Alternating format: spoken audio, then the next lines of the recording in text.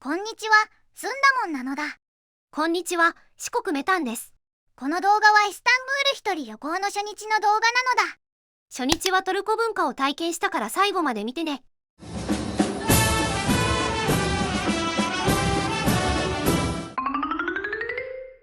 今はトルコ時間の朝6時、イスタンブール空港に着いたのだ。移動経路はタイ国際航空で成田空港からスワンナプーム空港経由でイスタンブール空港に向かったわよ。タイからトルコのフライト時間は11時間だけど、朝からイスタンブール旅行を満喫するのだ。まずはトルコについて海外 Wi-Fi の設定を確認して、今思えば SIM カードでもよかったと軽く後悔しているのだ。そして入国審査の列に並んだんだけど、運悪く入国審査で引っかかっている人がいて時間がかかってしまったのだ。中の人は1分くらいで入国審査が終わったわよ。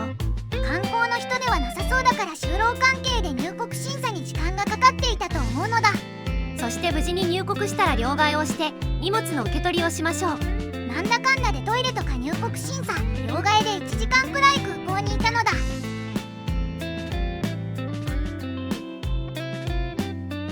そしてついに空港の外に出たのだ。今は朝の7時だけど真っ暗ね。それに吐く息が白いくらいの寒さなのだ。それで空港から地下鉄に乗るんだけど、イスタンブールカードという交通系 IC カードを買うわよ。日本でいうとパスモやイコカのようなカードなのだ。これがあれば地下鉄やバス、路面電車などで利用できるのよ。途中の乗り換えでは改札近くに猫ちゃんもいたのだ。イスタンブールは猫が多いって聞いたけど、まさか改札近くにいるとは思わなかったわ。それでこれからどこに向かうのだ。地下鉄2号線のシシャーネという駅で降りて、スーツケースを預けて観光スタートよ。地下鉄2号線、シシャーネという響きから海外に来たと実感するのだ。そして目的地の荷物預かり所でスーツケースを預けたんだけど、そこがカフェで何か頼んでいかないと言われてそのまま注文したわよ。頼んだのはクロワッサン生地にチーズが入った料理なのだ。お水も一緒に頼んで220リラだったわね。円換算で1000円はしないけど、ちょっと割高感を感じたのだ。それでもサクサクの生地と程よい塩気、そしてフレッシュチーズと美味しかったわよ。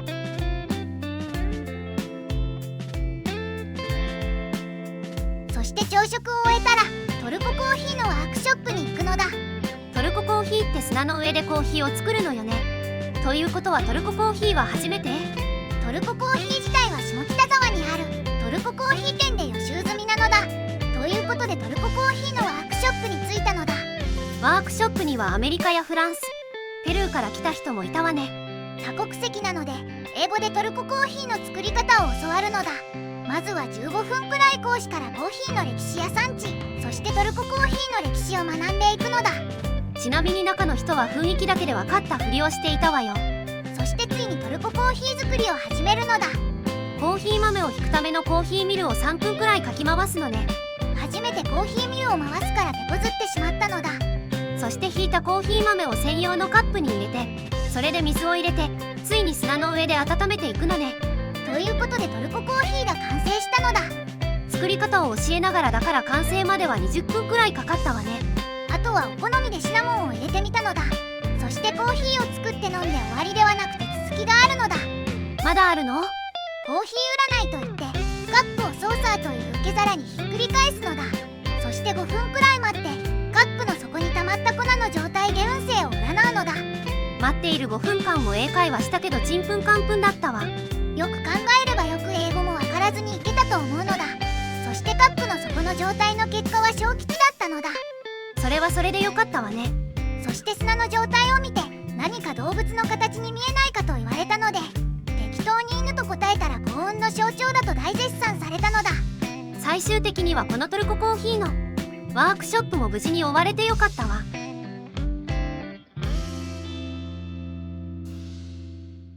トルココーヒーのワークショップも終わったし、ガラタ島を経由して散策していくのだ。でも午前中からアクティブだけど疲れとかないの？スワンナプーム空港でマッサージをしてもらったし、機内でぐっすり眠れたから体調もすこぶる良いのだ。旅行するにも体調は大事だしね。ここに教会があるけど何かしら？ここは英国教会のクリミア記念教会と呼ばれる教会なのだ。ウィキペディア先生によるとクリミア戦争で亡くなったイギリス兵を記念して1858年から1868年の間に建てられたのよ。クリミア戦争では当時のオスマン帝国とイギリス帝国などが連合としてロシア帝国を相手に戦争したのだ。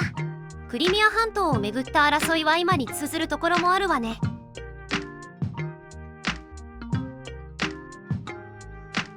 続いてはタクシム広場に向かう道を歩いていくのだ。右側にまた教会があるわね。ここは聖アントニオ教会という場所なのだ。さっきの英国教会とは違って観光客が多いわね。もともとは1725年にイスタンブールのイタリア人コミュニティによって建てられたのだ。トルコで英国とイタリアの教会の比較ができるのは面白いわね。ステンドグラスがとても綺麗なのだ。でもトルコのイスタンブールで教会が多いわね。確かにトルコはイスラム教徒が 99% を占めているのだ。オスマン帝国時代にミレット制というイスラム教徒以外の信仰者を保護や自治を認める背景があるわね。イスラム教は保守的なイメージがあるけど寛容な部分があるのだ。オスマン帝国が亡くなった後、ムスタファ・ケマル初代トルコ大統領が政教分離政策を敷いたのも影響しているわね。ちなみに今歩いている通りの名前はイスティクラル通りといってトルコ共和国の独立を記念した通りの名前なの。歩きながら話していたらタクシム広場に着いたのだ。モニュメントの真ん中にはムスタファ・ケマル初代トルコ大統領がいるのよ。中心部分にはモニュメントもあって観光客もいっぱい写真を撮っているのだ。またムスタファ・ケマル・アタチュルクは政教分離以外にも西暦の導入や一夫多妻制の禁止、アラビア語表記をラテン語表記にしたり、現代のトルコにも深く関わる政策や法律が残っているの。この日以外にも住宅街や商業地区でもたくさんのムスタファー・ケマル・アタチュルクの旗やポスターを見かけたのだ。それだけ今でも愛されている人物なのね。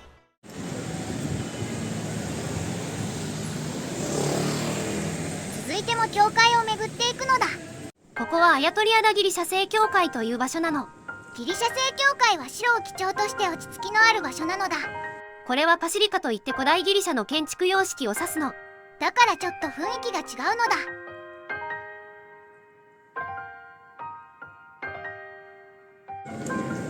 今は13時過ぎだから来た道を戻ってスーツケースを回収するのだ。その前に軽く食べていかない？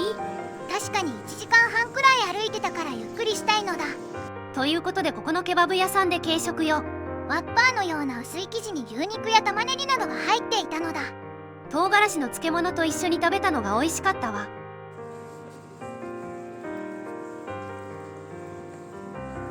ということでスーツケースを回収して地下鉄でエニカップ駅に向かうのだ。途中のハリッチ駅では金閣湾の上に駅があるの。川の真ん中に駅があるからどちらの対岸にも行けるのだ。そして地下鉄2号線の終点であるエニカップ駅に降りて今回4泊お世話になるペリカンハウスホテルにチェックインしたのだ。改札から出てホテルに着くまで5分もかからない好立地ね。泊まる部屋はこんな感じだったのだ。1人旅行なのに3人部屋よ。ホテル側はサービスということだったのだ。まあ追加料金がないならいいんじゃないの。今は15時だから17時までスーツケースを広げたり仮眠をとって夜に再活動するのだ。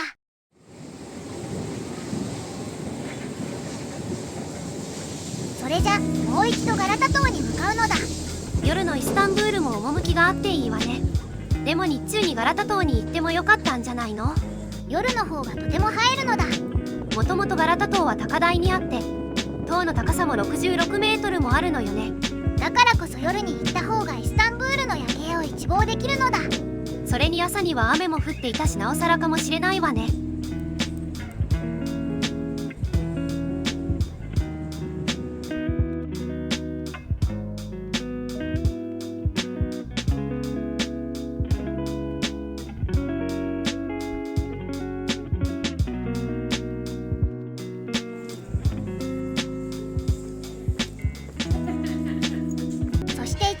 最後に来たのがセマの踊りなのだ。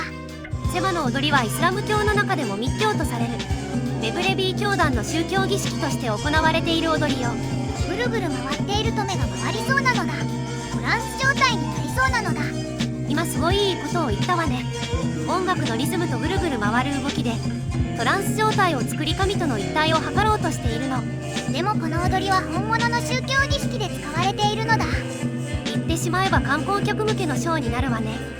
ルコではイスラムで禁止されている家具、音楽などを信仰に持ち込んでいることから一部地域を除いて禁止にしているの。